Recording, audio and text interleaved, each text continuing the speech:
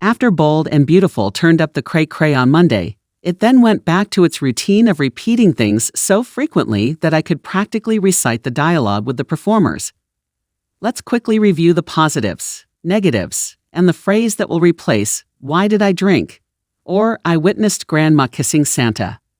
Kissed and sealed. I couldn't help but think of the famous line from Macbeth, "By the pricking of my thumbs, something dreadful this way comes," when Sheila used Bill's sword necklace to execute a strange blood oath. This episode marked the start of 2023. It was both unsettling and thrilling to see Sheila dab blood on her own lip before kissing Bill as thunder and lightning erupted. Of course, as the scene was played over the course of the week, it grew less so. In fact, it's safe to conclude that the rest of the week saw little real progress in the storyline. Visitation times. Sheila practically established herself in the visitor's room at the prison after she arrived, as is customary on soap operas, and kept court there. A smitten Mike came first, followed by a jeering Lie, and then Bill. Pushing Sheila's buttons wasn't exactly a wise move on Lie's side, in my opinion. Remember, it was only until his adoptive mother said something carelessly during her most recent visit with the inmate that Finn's biological mother learned he was alive in the first place. What was there actually to gain? On the other hand, given that everything else was people continuously asking what the heck is going on with Bill, it provided us something at least a little bit different. Sweet Daddy. Of course, that is the key query. Is Bill truly so lonely that he chose to designate Sheila as his boo, rather than setting up a Tinder profile? Or is it possible that he is controlled by her not via love, but rather through drugs or possibly hypnosis, as has been suggested in numerous online forums? With all the flashbacks to Sheila telling Bill, "You take no prisoners," I swear I thought the show was trying to hypnotize me. At all costs, you must win.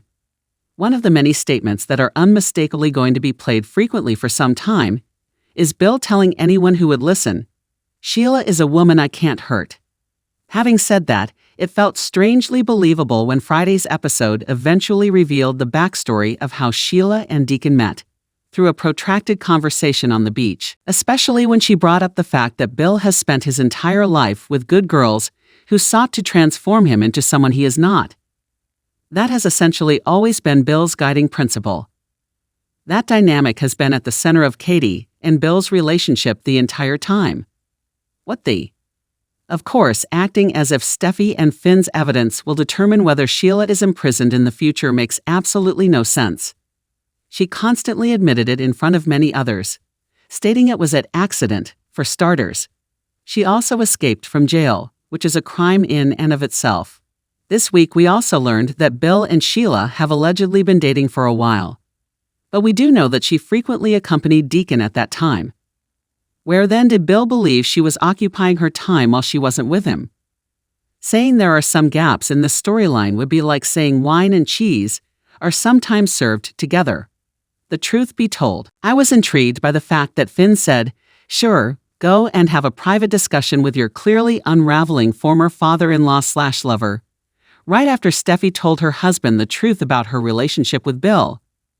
Shouldn't he have gone with his wife, even if to just sit in the car, and be there in case she needed him? I get that Finn is a salt-of-the-earth kind of fella, but that's a stretch. I did, however, like that the show had Steffi share the backstory with Finn. Far too often, this show opts not to acknowledge the mistakes characters have made in the past. Thanks for watching this video. Please subscribe to our channel, Daily Bold Media, and stay with us.